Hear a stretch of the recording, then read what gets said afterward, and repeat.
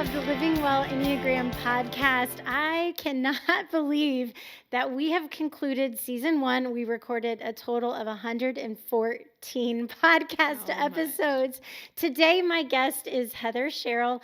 Heather is the CEO, founder, president, all the things of Imprint Branding, and they are the team that supports this podcast from idea through filming, through editing, through posting, through the entire user experience of this podcast is supported by Imprint. And so Heather is here, and I wouldn't want to kick off season 2 with anybody else, because without you, Heather, this podcast truly would not happen, would not be possible. And the amount of content and good things that we've been able to put into the world over the past year has been, it's been truly incredible. Like, it would take a team, right? Like, there's no way any one of us could do it on our own. I mean, it's just such an honor, and I've learned so much personally. Thank you. Thank you for allowing us to do this with you.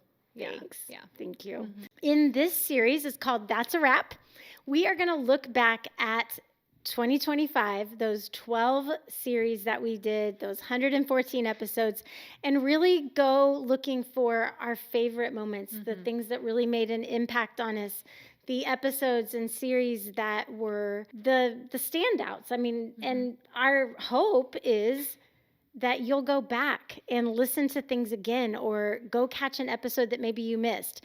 One of the beautiful, awesome things is that we have so many new listeners and subscribers and followers, and like it's just really exciting to welcome all the new folks to the channel, to the podcast. And so we don't want you to miss out on all this amazing content that was out from last year. So that's why we're doing this. I mean, that's what I love about the podcast platform, is that it will live on, and that when new people come, you can go back and listen to all 12 months or all 12 years. Yeah. You know? Oh my gosh, 12 years. Well, we will definitely be in Act 2 in 12 years. Yes, okay. So let's just kick off. Let's start with January. The very first series we recorded back in that old podcast room that was all black and gray and dark. And honestly, we watched those episodes and we were like, we're not filming there again. It doesn't quite fit the brand. It just didn't fit my brand of being light and airy. Yeah. And so anyway, we recorded January, and the idea there was it was an introduction to the Enneagram. Yep. What is it? And let's take like an overview of all 9 numbers. This is still the most watched series, right? 100%. Yeah. And I know why. Because I learned so much just filming it and editing it.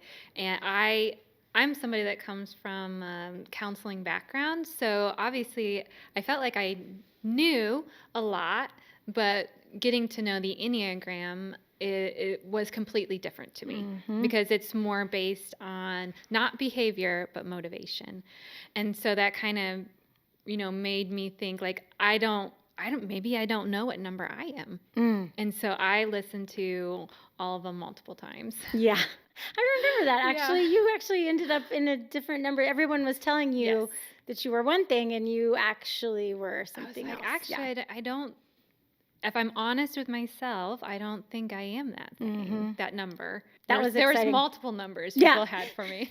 that was fun. So that was series 1. And again, I'm putting it in my top 4 for the year just because it's so foundational. So to anybody that's listening, that's like, wait, what is my number? Or how do I even know what my number is? What do I do?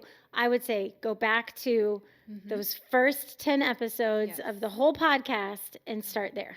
So on your website, you actually have an assessment and then a consultation that goes with that assessment, but it narrows it down to maybe 3. You're the expert on this. But then I went back and listened to like those top 3 podcasts, and that's how I really found out that I am a 3, and you're a 3, but we're different. Yep. We're both Enneagram 3s with a different dominant subtype. And so that has been really cool for us to see the different ways that like we are motivated in the same way. We have the same monster in the shadows, but maybe the expression of the number looks a little different, and that's cool and a good thing. Really interesting. Yeah. January and February are probably one of my two favorite of the year. Oh, awesome. So I'm so glad I get to talk about them. Yeah, today. I was going to say, so let's talk about February. So the second series of 2025 was called Love Me True. And what I'm remembering about this was how much fun we had with the candy hearts and shooting the pictures with the candy hearts. And it was such a fun creative shoot.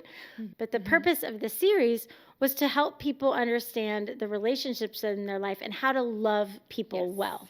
Yes. And I didn't narrow it into just romantic relationships because honestly, we want to love all the people in our life well. So I wasn't niched in just because it was February on like romance, although of course that's included. So how to love the people in your life well. So what stood out to you? Why did you love that month so much? Yeah, well, I was on my journey of learning about the Enneagram, but then I was finding out like my friend's a 2, my other friend's a 7, you know, this person I'm dating is an 8 or whatever it might be.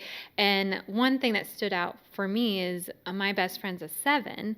And she can seem so like on top of the world. I got everything under control, and she longs to be nurtured. Is that correct? Yeah, that's right. And that hit me of like, oh my goodness, I love to nurture. I'm a mom of 4, and it's just like just a part of who I am. And I was just like, oh, I didn't know that about her and how I could love her even more. Of like, what would it look like to nurture my best friend, you know? And so I feel like I took that, and then also knowing what my mom was, and how that relationship could, you know, morph and change over the years, but how I could love her, you know, better. And also, there's so much in this one. Go back and listen. Yeah. But also learning about myself, I don't know what I need or want or how to be loved. So like learning that of just like, oh yeah, that does really speak to my heart, you know, and then like looking for it. I love it. Yeah. That was the goal, was to help people receive love well, and also to give love well, because we all have, you know, different blocks on why sometimes it's hard to be loved by somebody else. And also sometimes why we feel like we're doing something loving, but it's like not translating for some reason. And so, well, then we got to the third month of quarter 1, 2025. And the world at that point changed. There was a lot of change. And I felt like I could feel the tension in the air on all sides. Just everybody felt tense to me after the new year last year. So we were like, what do people need right now? What do people need? No matter what. This is not about politics. This is not about anything other than really trying to serve the people listening to the podcast. What do they need? And so we were like, oh man, the world feels chaotic. Let's do something about finding calm in chaos. So for this series, Finding Calm in Chaos, it was all about how to access the part of you that can do something about the way you're stressing out in the world. And I think people felt really seen and understood and not alone, and also gave some practical tips. So anyway, as the producer, what did you appreciate about that series, or what stood out to you? I remember Jen had these big... these big like Post-it notes that were like my size, like posted on the wall, because, you know, you really were so thoughtful what is going on for each number. And but like I love like getting something practical, you know, like, okay, we all know all this, like chaos. My life can feel like chaos with my family, with work, with friends, with the change of you know, even the seasons in March, you know, the change of the seasons in sports. And it's like, okay, I know all this is happening and this is stirring stuff up in me, but what do I do about it? And I just felt like it was so refreshing to have like something practical of like, take your socks and shoes off, go outside, stand on the ground, or lay on your back with your feet up on the wall was another one. And just mentally having something to do can really just like shift your mind like from chaos and out of control to like calm. That was important, right? We didn't want to just give people more to think about or more to theorize about. We really wanted to give people some tools to get calm when life feels really overwhelming. The other thing I loved about that series was that we really pointed out the gifts of each number, and that we pointed out that we really pointed out like, hey, the world feels chaos right now. Here's what you bring to the world that could help us all. And I loved being able to kind of pull out, here's the beauty of who you are in this chaotic time and chaotic world. And then here's some practical tools. So I loved that part too. But yes, oh my gosh, I remember those huge Post-it notes. I just didn't want to miss anything. And I was still so new at podcasting. And so I forgot about now that. I got to go back and listen because I want to know the gifts. I know. Yeah, because as an Enneagram educator, many times the Enneagram can be so focused on the shadows and the monsters and the things that are holding us back. And I don't think sometimes we focus enough on the gifts that we each bring to the world. Like, yes, it is so important to know those things that are holding us back and those blind spots. But I also think it's so important to lean into the assurance of who we are, of like, hey, no, I can help here by just being myself. I love that. I love the celebrating, you know, the differences and how we all need each other. And I think you've talked about this of like borrowing a cup of sugar. So I mentioned like with the wings, like you're connected to so many other numbers. You are not just one single number. You are your number, and you are colored by your wing numbers, and you have your stress number and your security number. And so you aren't just one number. And that's why I think doing the short episodes that we did all year allowed for people to listen to their number, then they listen to what number am I in stress and in my safety area. So you're so right.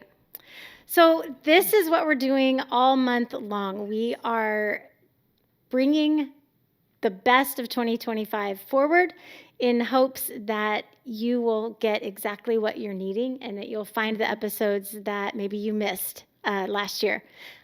Again, this podcast would not happen, I promise you, if it were not for Heather and the team at Imprint Branding. And I will tell you what, little sneak peek of what's ahead. We've got all the girls on the podcast team coming and sitting with me in this chair to help me recap 2025. And all different numbers. Yes. I'm so proud of what we've created together. I know that it has been impactful to all of you who are listening and who have listened over the past year. If you don't want to miss any part of this recap or any of what's ahead in 2026, I want you to subscribe, like, follow, and don't forget to share it with a friend as well. That matters so much to us. We'll see you next week.